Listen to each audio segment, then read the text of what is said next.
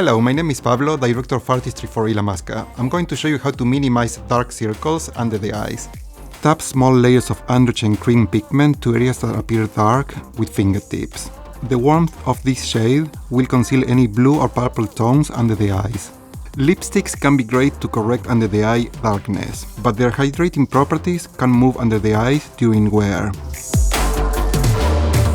Do foundation as usual and blend it around the eye area without placing it over the pigment.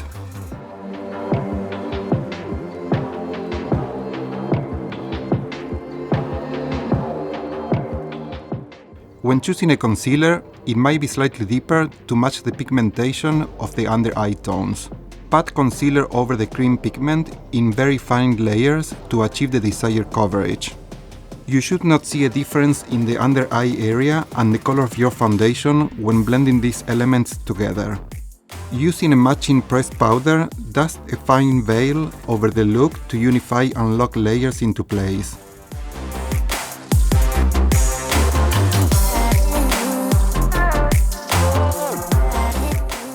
A final tip: use color on lips and cheeks to balance tones on the face and a bit of mascara to draw away attention from unwanted under eye tones.